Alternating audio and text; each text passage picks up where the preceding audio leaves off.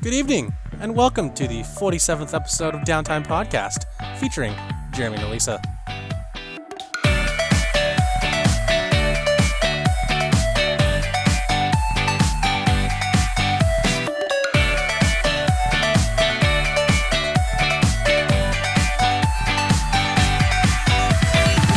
Alyssa, how are you this evening? I'm doing pretty well. I'm just ready to record. How are you doing? Doing okay.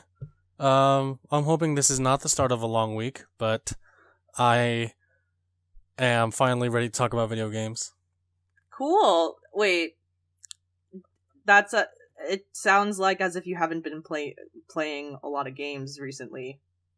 I have, but I also haven't because I'm preparing myself for Yakuza 6, which is coming out tomorrow, you know what, April 17th. Okay, that makes more sense.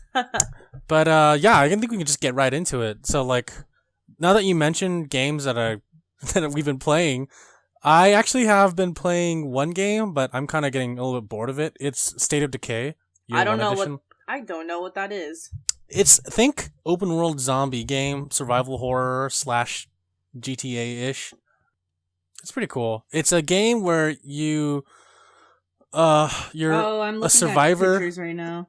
Yeah, it's an open world game where you're a survivor and you start out like with a buddy, and then you have to make your way through this pretty big map, and then you find other survivors and you start a community, and then you move from city to city, gathering resources, building up your community, getting more survivors onto your side. Oh, so this is basically The Walking Dead. Yeah, and the exciting part about it is that next month, the sequel, State of Decay 2, is coming out, and it's featuring 4-player cooperative multiplayer, which is going to be really exciting. Wow, so it's kind of like a Left 4 Dead 2 of just cooperating and killing off zombies. Yeah, Left 4 Dead meets Walking Dead meets everything survival horror / build your community, build a city basically.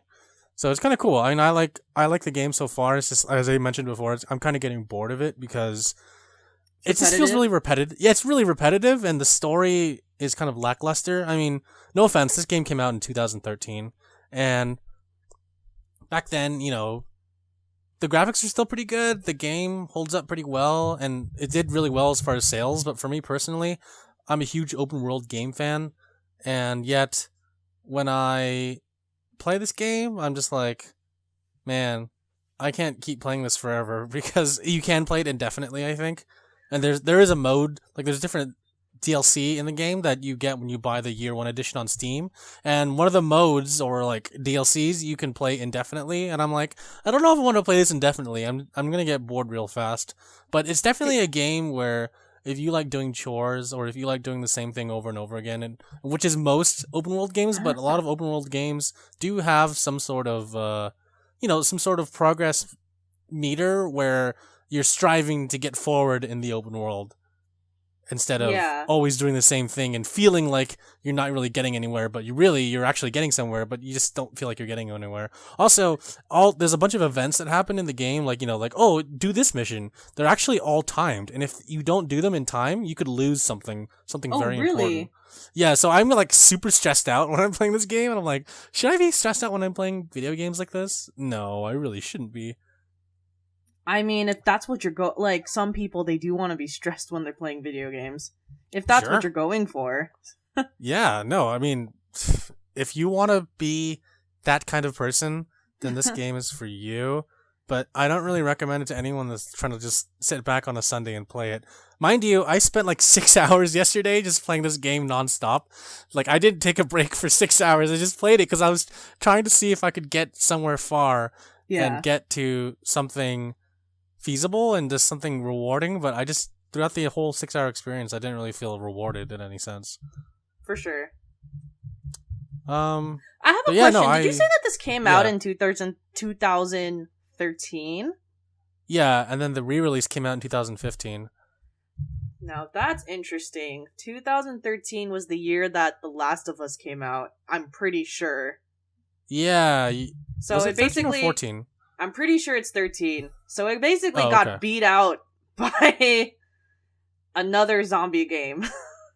Oh yeah, no, for a very long time, zombies were the main focus of video games. I think they still kind of are, but right now everyone's trying to hop on that battle royale stuff, so that's not really, something everyone's looking forward to. Oh yeah, zombie apocalyptic type themed storylines are dying out a bit because you realize that, you're defeating zombies, obviously, but at the end of the day, the storyline becomes about the people who are dealing with the zombies. Because you can figure out a strategy to killing them off, but, for example, in The Walking Dead, the real story comes in surviving together and how humans interact with each other when they're met with survival. So... Yeah. But, easily, you can fuck up that story. Like... the last season of The Walking Dead, but someone's salty. So I'm just saying. I'm not implying anything at all. That's very fair and very valid. Yes. I think that's why games like DayZ were so popular, is because for a time, it's an open world survival horror game in a sense, where you're a character that doesn't have really a face or a story. You and your friends can just drop into one giant world and get together, gather resources, collect vehicles, collect stuff, like watch your hunger, and then they'll survive this whole zombie apocalypse. And there isn't really an end game to DayZ because it's open world. The whole point of the game is to meet other people, connect with them. If you see someone hostile, you shoot them. And so that's what, at the base of it, what PUBG is. I mean, in a sense, PUBG is a spawn of DayZ, in the fact that it's a game where you drop into an island with your friends, much like DayZ, and you fight to survive, except there's no zombies in PUBG. It's literally just player versus player, whereas in DayZ, it's player versus zombies versus other players. And so there's that whole other aspect of survival in DayZ that's kind of missing from PUBG. But yeah, in essence, people realized that they didn't want to kill zombies in DayZ anymore. They just wanted to kill other people. And I think that's where the creator, Brendan Green, came from. He was all like, hey, I don't want to kill any more zombies. Like, I'm really bored of this game type. What if we just started killing each other? And I think he also was, of course, inspired by the movie Battle Royale, the Japanese film. Which is like one of my favorite movies of all time. It's a great film. God, I love that movie so much. There's so many hidden social themes to it, and it's just crazy. I love it. Yeah, I agree. But yeah, would you play State of Decay 2? I want to, and I want to see if other people will play it with me, because I think that it is going to be a fun game. And like I said, I did like State of Decay, and I still do like it. It's just, I feel like there's a lot of things that are missing from it, and I hope State of Decay 2 isn't as repetitive as the first one, and I kind of hope that they learn from their mistakes. Got it. Yeah. But yeah, no, that's all I've been playing right now in preparation for my time for Yakuza 6. But I've also been playing a little bit of PUBG Mobile still. Nice. But yeah, that's it. What about you? What have you been playing? Okay, so I'm playing 2 games right now. The first one I'll talk about is Okami HD. So I started that game, and man, they did an excellent job turning it into HD. It is gorgeous. Cool. Yeah, it a remaster or a remake? It is a remaster. Okay. And yeah, it is just so I'm so in awe of the beauty of this game and the art style of just ink painting and watercolor. And I remember the first time I played Okami HD, like, I had all of these feelings of like, wow, this game is really pretty. And I was playing it on like a 4x3. This was when it was a 4x3 TV already.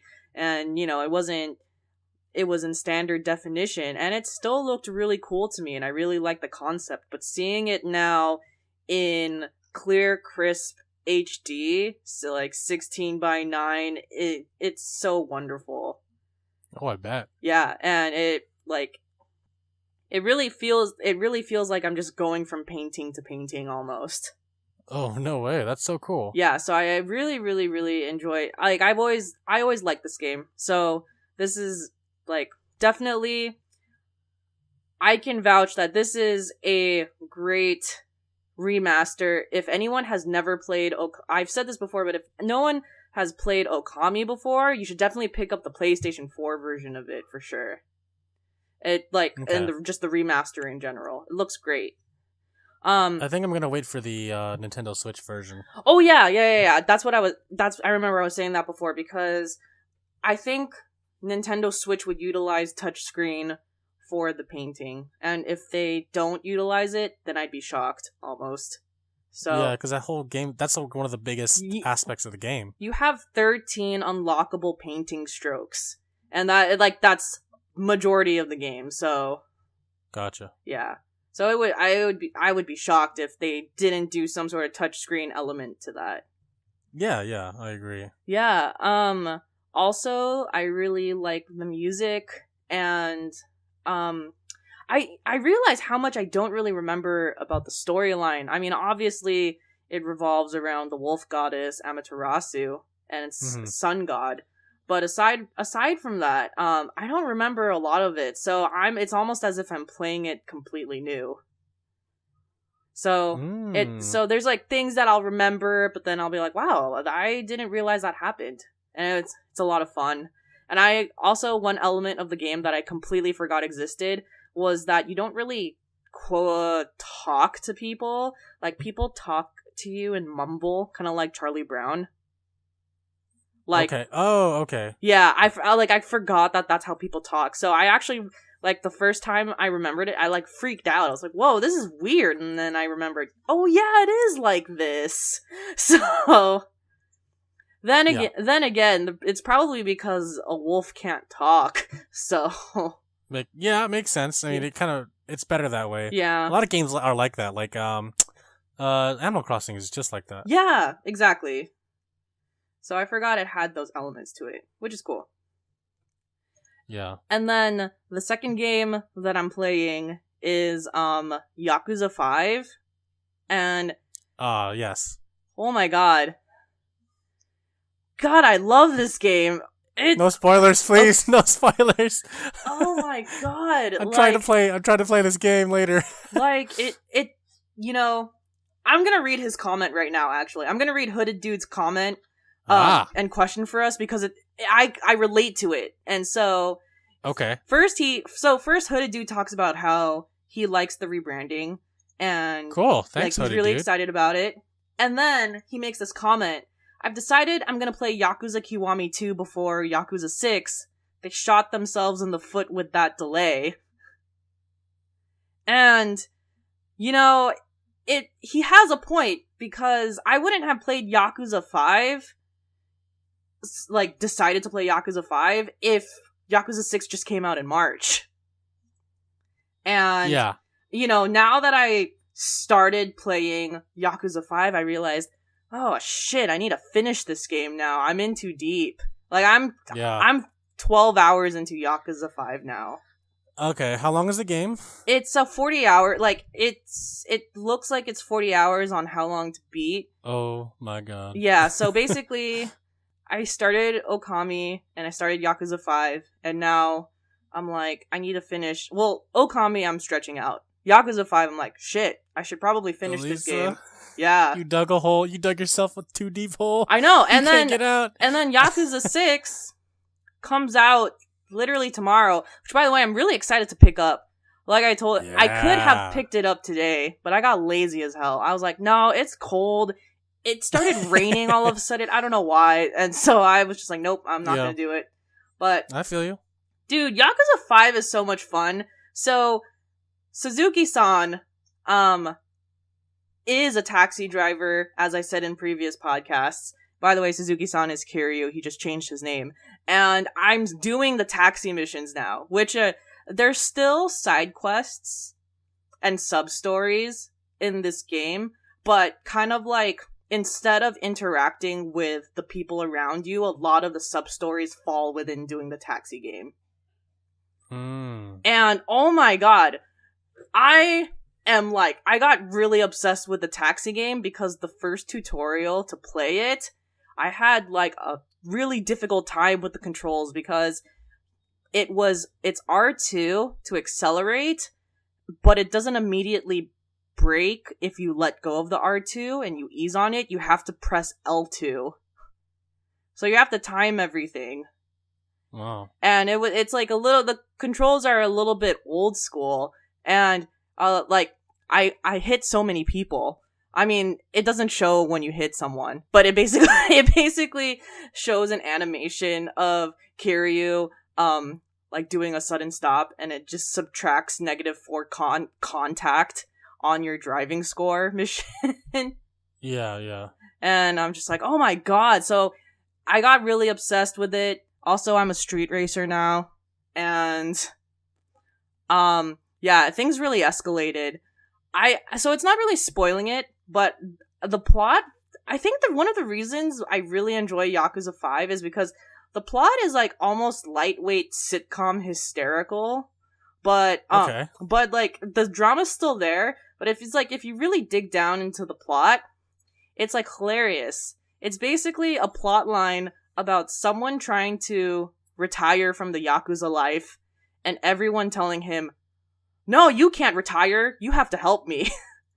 Wow. and then what happens is someone comes in and is like, you know what? You worked really hard in the past. I'm gonna leave you alone. Like, I'm gonna protect you and make sure that you can live the retired life. And then Kiryu all of a sudden goes, you can't tell me to retire. I'm my own person. And then essentially comes out of retirement. Okay. Like, it's a really, really funny, it's really funny. And there's an appropriate amount of drama, like, slipped in there. But it's like, how everything sets up is, like, hilarious. Just all these, like, different sides. And you're like, damn, Kiryu, what did you get yourself into? Okay. Yeah. Sounds good. I can't wait to play it. Yeah, it's like, thank you for actually, you know how Yakuza's really wacky? Yes. Like, I feel like the wackiness actually bleeds into the plot this time. In this game, yeah. In a good way, though. I really enjoy, I'm really liking it so far. So, I realize how this plays. So, I'm playing currently as part 1, and part 1 is Kiryu. And I'm actually almost at the point of no return with Kiryu. So I'm just finishing that up before I go into the final mission with him. And then after that, part 2 is a different character, part 3 is a different character, part 4 is a different character, and then part 5 is a different character. And then what I'm assuming happens after that is there's going to be like a part 6 or like a final part. And that's going to be when all the characters come together, and that's basically the finale. It's kind of how I envision it's gonna happen, but okay. But yeah, it's Yakuza 5 is a really good game though. I really like it. I actually like it more so far than Yakuza 1. Oh, okay. Yeah. I mean, it makes sense. Each game gets better as they go. Yeah. Oh, and then the most ridiculous collecting side mission of this entire game so far is that in my taxi company, so you're in Hakata, Fukuoka, and the taxi company, I forgot the name of the admin's name, but the admin is like, okay, so we're gonna have like a contest, and because Hakata is like filled with garbage, so it's up to us to help pick up garbage and clean the town. So if you pick up garbage, then you'll get more points on the bulletin board, and if you're the leader in garbage collection, then you'll get a prize. So straight up, one of my freaking side collections is picking up trash around the city. Oh, okay. I know, it got super random, but also, I feel like the storyline of just Kiryu and the taxi company is just amazing. There's so many random oddities that happen there. I'm like, wow, this is awesome. This is Yakuza at its craziest. Okay. Yeah. So I'm really enjoying Yakuza 5 right now, and I don't know the next character I'm gonna play with, so we'll see what happens. Okay. Yeah. Thank you for the update. Yeah. Thank you for the spoiler-free update. I appreciate that. Yeah. I really appreciate that. Oh yeah, no worries. Just know that you're in for a really convolutedly hilarious plot in Yakuza 5, so. Okay. I'm excited. Yes. Yeah, so that's all you've been playing? Yeah, that's all I've been playing. Cool. Like we mentioned before, Yakuza 6 is coming out tomorrow. Yeah, We're both excited for that. 6 is coming out. Yeah, like I said earlier, I could have gotten it, but I didn't. So I'm gonna pick it up tomorrow. That's okay. Yeah, it's fine. You will eventually get there. Yeah, pretty much. I will be playing it starting from tomorrow. Nice. So I will be talking a little bit about it. Very Spoiler nice. free, of course. Spoiler free. We will have a spoiler cast separately for these Yakuza games, so please listen for those in the future. Yes. And again, as I said before, Alyssa and I have something very special planned for the Yakuza 6 release, which we will talk about later. Yes.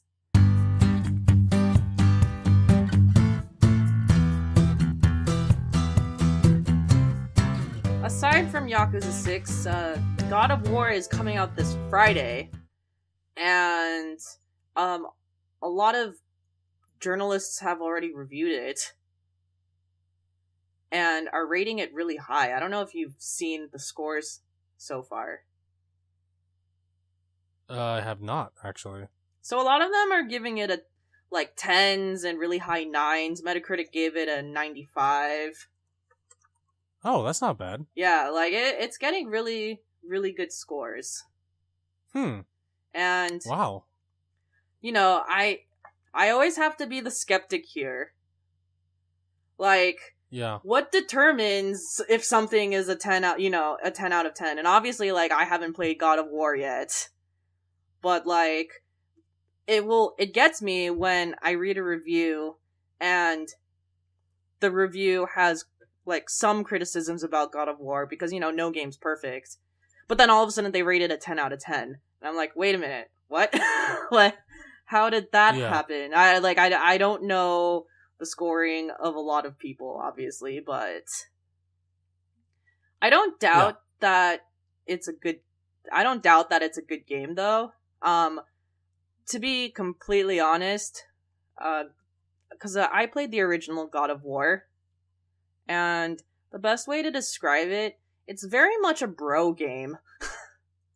Yeah. It is a super bro-y, you are Kratos, and you're kicking ass in Greece, Rome, whatever, and you're doing all of these things, and you're getting chicks, and sometimes there's puzzles, and you're a badass, and it's a very quintessential kind of a male game, and God of War, this new one, is clearly a male game too, because the main character is Kratos and his son. But I do know that they actually expand on that more, and they go into familial relationships and growing up and, being a father and son. So I think that's interesting that they added more substance to what the regular storyline of a typical God of War is. Yeah. I've never played any of the games, I've only seen the gameplay, but I do know what you mean by when you say that the games are very bro-y, and it is geared toward a male audience, to be honest. Totally. And this game seems more general. Okay. Yeah. And, I guess part of the design and everything is the fact that they changed from Greek gods to Norse gods. So. Yeah, how did they just do that? Does he just move? I don't know. I don't quite know the explanation either. I do know. So, pretty much God of War, the original games, were about being, the best you can in the Greek god world. And I'm pretty sure that those God of Wars ended with you, like killing off a lot of the Greek gods. So it's funny because in my head I'm like, well, I guess they had to move somewhere because they killed everyone off. So I don't know what to expect, or aside from just that it's Norse gods. Like, I don't know the storyline of how that all came together. Okay. Makes sense. Yeah. Yeah, I mean, I'm not really following the whole storyline of it either, because as I said before, I don't really play the game that much, but to be fair, I mean, I'm definitely interested. To be fair, it had no storyline before. Is it just... Oh, okay. I mean, like, it had a storyline, and obviously Zeus was your dad, but the storyline was very much a I'm better than everyone, and I'm gonna prove it to you type storyline. Interesting. Yeah. Interesting. So whatever... basically, this has way more thought put into the storyline. Like, completely. Yeah.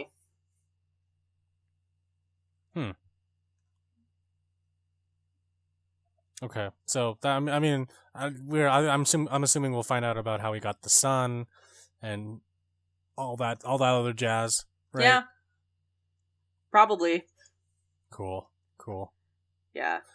Yeah, I'm looking forward to it. I mean, I'll need to play the other games first before I just jump in and play this game. Actually, I would argue that you don't need to play any of the games to jump into this one. In fact, really, if I seeing that this game is a lot more than the previous ones, I would honestly skip over, okay, I guess it depends. Like, if you just want to be a completionist, then obviously you should just start from the beginning. But otherwise, it almost feels like a reboot. It might even be a reboot. It might have just been Kratos is a god in the Norse mythology, but like it has no relation anymore to like Greece. You know what I mean? Like, yeah. So I would unless you really want to play all the games, I would actually say you don't need to play any of the God of War games previously to play this. Okay. That makes sense. Yeah. Okay, I'll have to I'll just wait for it to come out. And then wait till I finish Yakuza, I mean, which will be a really long time. So, yeah, I mean, I have to be very selective about which games I play, the new games at least. Yeah. Okay, well, thanks for your insight. That's pretty cool. Yeah, for sure. And on top of that, Nintendo Labo is coming out. I know. So, give me your thoughts on that. Huh? Give me your thoughts on Nintendo Labo. What do you think about it? I actually wrote a blog recently about it, so this is the perfect time for me to talk about it because the ideas are still fresh. So, I actually think only good things can come out of Nintendo Labo, and I think that the idea behind Labo is really great, promoting that, okay, like this, like our current generation, we have a lot of technology, you have the Switch, you have whatever, but just because you have this technology doesn't mean that you can't stop creating and you can't stop building. It's kind of like the idea behind Lego, where, like, to this day, Lego is still very, very popular. It's a curiosity to create things never dies type thing. So, mm-hmm. I really, really like the idea behind it. And, obviously, what we're going to see is it's going to be $80, and that's pretty steep for cardboard. Like, that being said, Nintendo has already perforated everything and colored everything and prepared all these starter kits for you. But, it's still cardboard. But the great thing that I think will come out of this is obviously there's going to be competitors who sell it for cheaper. There's going to be, like, Pinterests and, like, all these different YouTube tutorials and everything that will even show you how to do things for free. And that, I think, is actually going to be the best part about this whole experience, because, Nintendo is only going to provide so much, but then you'll get to see, like, the creation of a lot of people, like, beyond that, thinking of better ideas than these starter kits and, what have you. and like they're gonna teach their kids that, and then they're gonna post YouTube tutorials, and like I think that, you know, even if Nintendo Labo like gets squashed, like if people don't buy it if a lot of people don't buy it, because, you know, obviously you need to have a Switch to use it too, I think it's just going to inspire a lot of really good ideas, and I think that there will be competitors, but what I think is it's not going to be competitors of like consoles like PlayStation and Microsoft. I actually think it's going to be mobile competitors, like people, Samsung and iPhone, Google, they're going to be, and because Google Cardboard already exists, and they're going to be like, well, you know what? You can do this for your cell phone, and it's going to be way cheaper. Like, you know, like that type of thing. So, so I don't know what the success of Labo is going to be, but I think the idea behind it is really cool, and it's going to create a lot of really good ideas. Yeah, I agree. You took the words right out of my mouth. I think that Labo is very innovative. I think that Nintendo has always been in the right direction. Even though, you know, some of their hardware hasn't been as strong, they've always had good intentions. And first and foremost, Nintendo bills itself as a toy company. So, that being said, they're basically making toys that happen to coincide with one of the biggest consoles ever sold in history. Yeah. And I think it's only appropriate that they continue to make toys and stand by their message as a toy maker, since that's what they started out as, making toys. So I think it's really cool. Yeah. And, you know, like, I've seen a lot of arguments, like, for and against the cardboard, but I think that starting up, one thing that Nintendo did in advertising it as cardboard is kind of feeds into the imagination of, like, gamers and their kids and, you know, their families and whatever, because, you know, when you're growing up, one of the first things that you do is you play make-believe. And oftentimes, you're playing make-believe out of random boxes from, like, your house that, like, you just got, like, your mom just got an appliance, or your dad just bought something from Home Depot, and there's, like, this huge box, and it's made out of cardboard, and that's, you know, like, people are playing around with that, and pretending to be on a ship, or, like, a plane, or that's their, you know, that's their house. And obviously, cardboard is very flimsy. There's a lot of, you know, there's a lot of issues with cardboard, but, you know, I don't think that's the point that Nintendo was going for. I think the point of Nintendo was basically like, this is like your childhood, and you can, and kind of like, the reason it's cardboard is because it's easy to make it whatever you want it to be. So, yeah, Nintendo further solidifying the fact that they are part of your childhood. Yeah, pretty much. But which is cool. Yeah, but yeah, I actually think that, like, there will probably be competitors that will do a better job in the long run, in a 10-year span. In the long run, they'll probably do better than Labo and be more affordable. But, like, I think that the conversation started with Labo, so that's a good thing. Yeah, I agree. And I think it's going to be really cool to see what they do in the future with it. Yes. And all the games that come out for it. So, yeah, looking forward to the release, and I hope it's a successful release for Nintendo, and I hope it breathes new life into the Switch. Even though the Switch is barely 2 years old, I think it's going to be really cool. Yeah. I think obviously this is going to be a test run, but it would be very successful if they if eventually down the line they lowered the price of their starter kits. Yes, I agree. Yeah. So okay,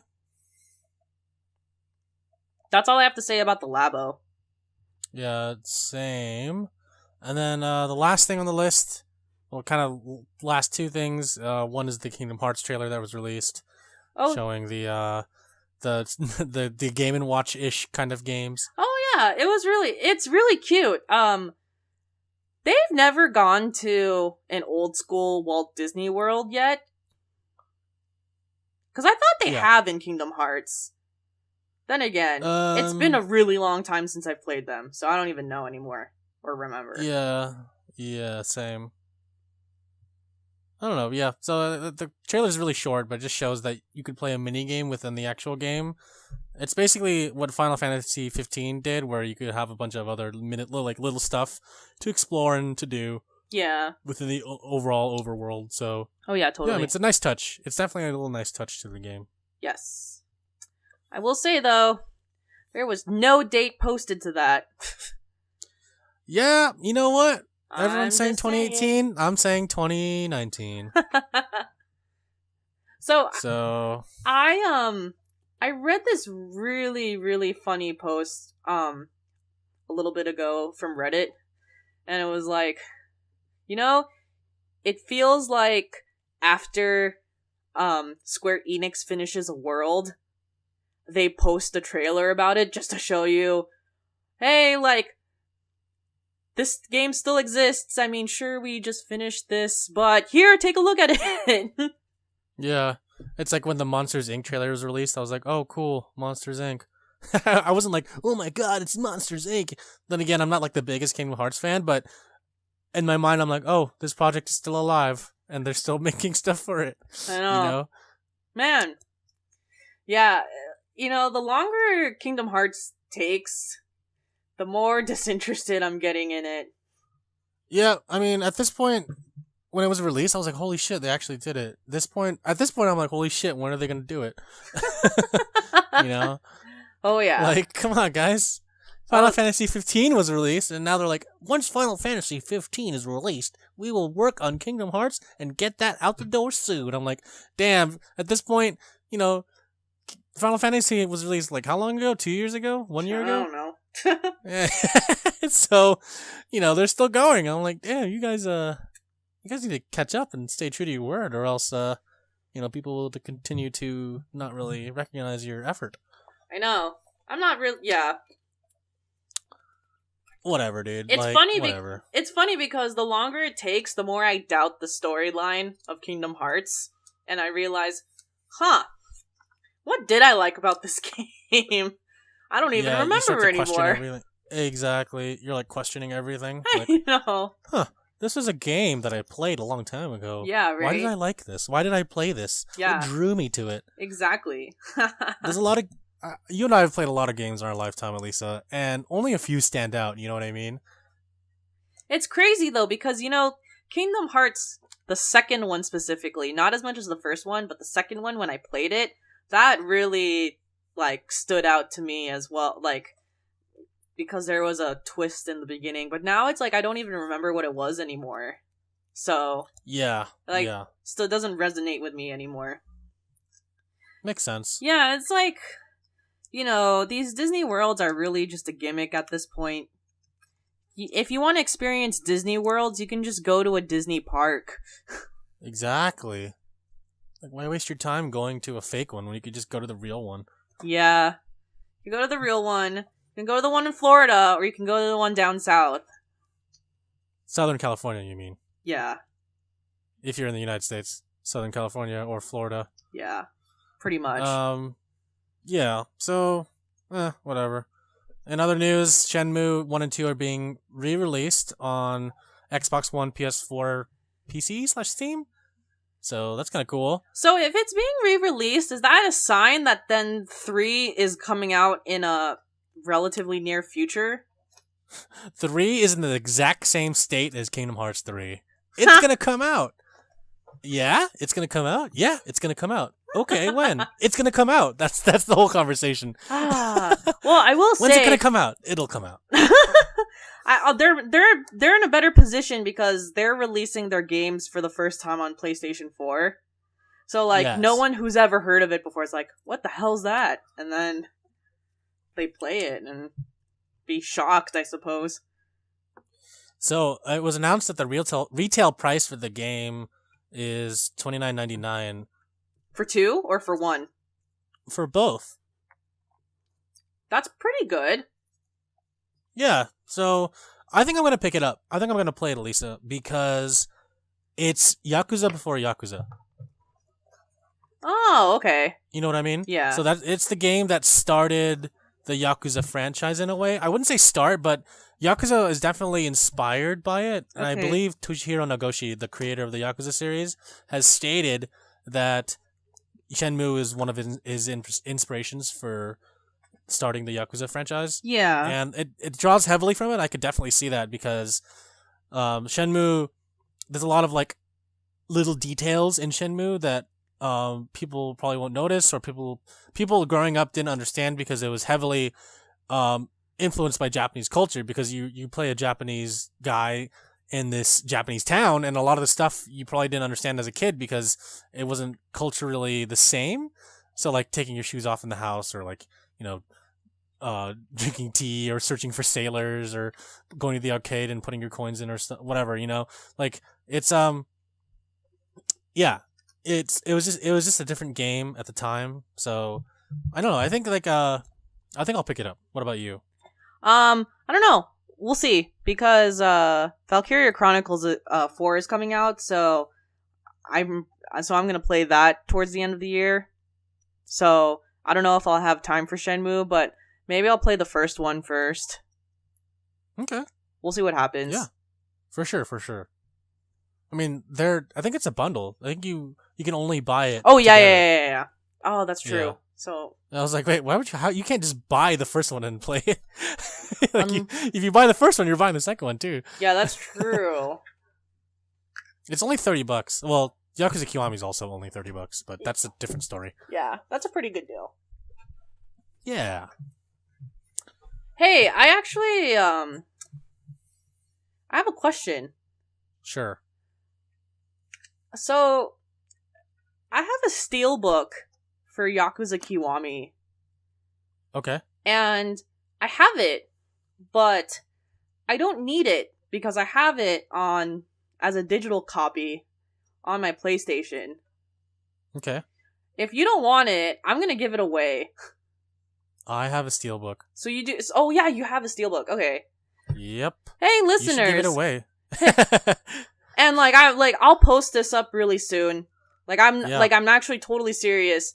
If you have a PlayStation 4, I have a steelbook copy. It's unopened of Yakuza Kiwami that I got, and I don't need it because I have the digital copy for it. And I guess I will post giveaway details soon, but if you're interested, just stay tuned, and there will be details posted in about a week.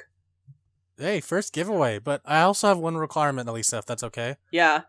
This person has to join our Discord. Okay, yeah. Please. Yeah, that works. Our small community is growing little by little, yeah. But it helps to have more community members involved. We want to talk to you directly, like I keep saying. Please join our Discord. Yeah. You can find it at Downtime.Live. You can find all our information, our Twitter, our Discord, how to contact us, all at Downtime.Live. Yeah. And that'll be the first time I mention it, and not the last, because we're going to mention it at the end of this podcast. So for sure. But keep listening. But yeah, I'll post details. There's going to be a giveaway really soon. I can't tell you how I got this, because it's going to reveal a lot about my life. But just... Oh, you could tell me later. You don't have to tell them. I mean, long story short, I joined this club, and... but if I tell you more, I have to kill you. One of those things. So, we're just gonna leave it at that. I'm so confused, but okay. Oh. Basically... Is it a cult? I mean... I can't speak any more about it. Okay, fine. That's fair. But I have this copy. Stay tuned, y'all. Cool. Yes. Yeah. Follow us for more.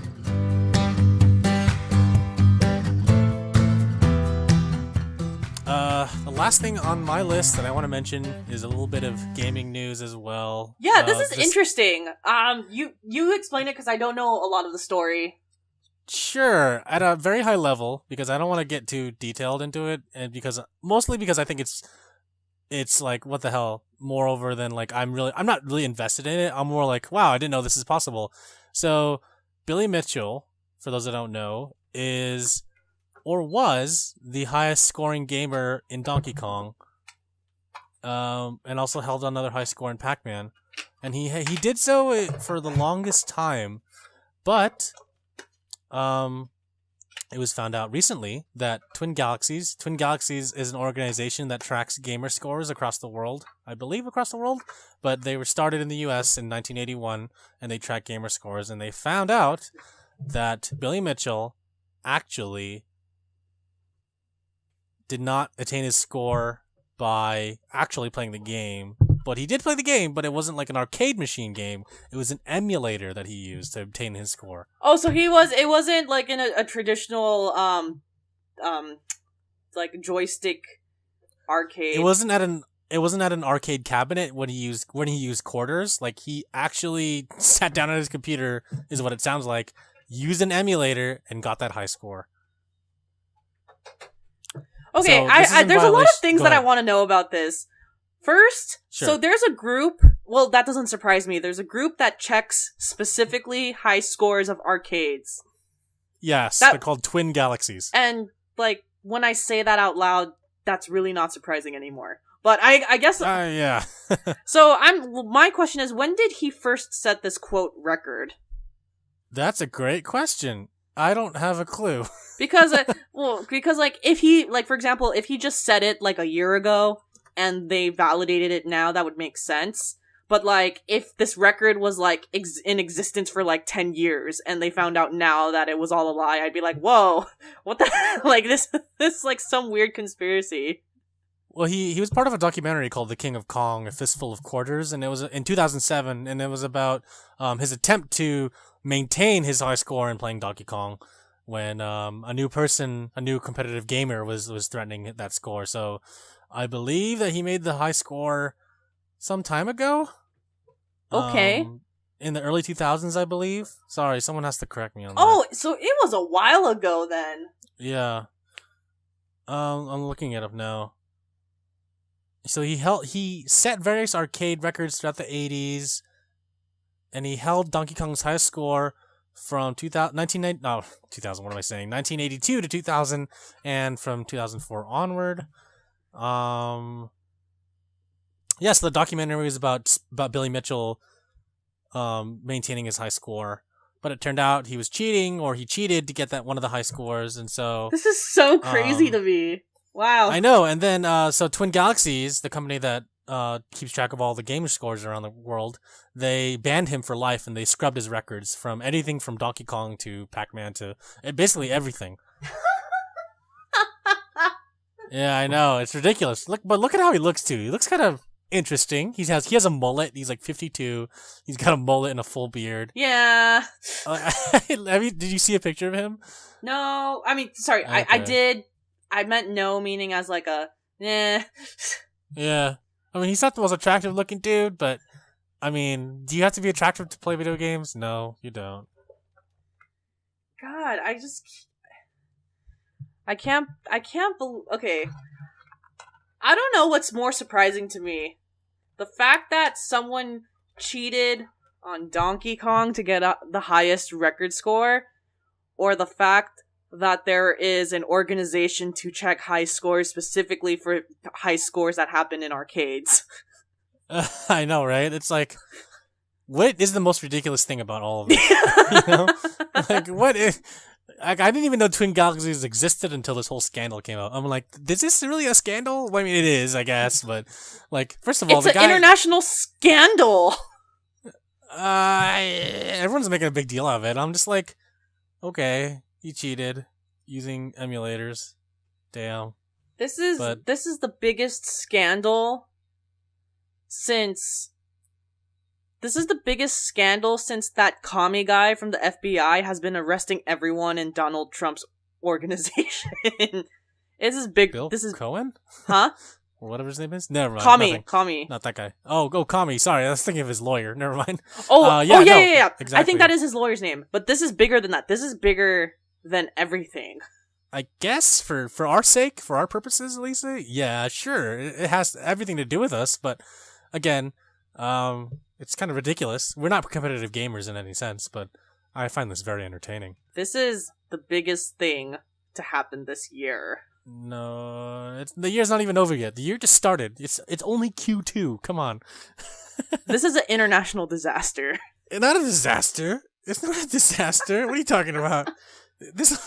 No. Come on. It's not that big of it is a big deal. It's not that bad of a disaster. It's not like a hurricane. Like he didn't do anything but hurt his own pride and hurt the pride of other gamers. Why are you laughing? Don't laugh. Why are you laughing? Come on. Stop. Okay. I'll stop now. No, you can laugh. It's fine. I don't care. Anyways, yeah, so there's still some things developing from this, and I'll try to keep up to date and talk to you guys about it next week, or whenever Alyssa comes back, and I'll update you. Yeah, this is a thing, okay? This is a real thing. Take it with a serious tone, okay? Real lives are being affected right now. All right, let's not go that far. Come on, no one's like in poverty from this. Maybe he will be, but I guess he deserved it. No, you're just gonna get your record stripped away, but I'm assuming the money you gained, if you gained anything, is gonna stay the same. Yeah, your pride will be gone, but he sounds like he didn't really need any of that anyways. Yeah. Yeah, that's all I got. Looks like we already talked about the question as well. So if there's anything else, Alyssa, that you want to mention, we can close up shop. Nope. Thank you for listening to the 47th episode of Downtime Podcast. Have a good night! Oh, before that, make sure you go to Downtime.Live. Oh yeah, sorry, the plug now. Click okay. on contact. Yeah, go that to thing. Downtime.Live to find our contact deets. Click on the contact thing to send us a direct email, or you can comment on one of our platforms, SoundCloud, YouTube. You can give us a shout out on Twitter. We have a Twitter now, and you can also, just join our Discord at the very bottom underneath the Twitter section. That says "Join our community." Click on that. That will lead you to our Discord. Please join us. It's easier if you submit your questions through Discord. You can also chat with us directly. You can voice your opinion. You can tell how much you love us. You can tell how much you hate us, and all that jazz. So yeah, Downtime.Live, where you can join our fun little community. Yeah. Also, one more thing to add. If you're one of our few listeners that listen to us on iTunes, shoot us a review if you enjoy this podcast.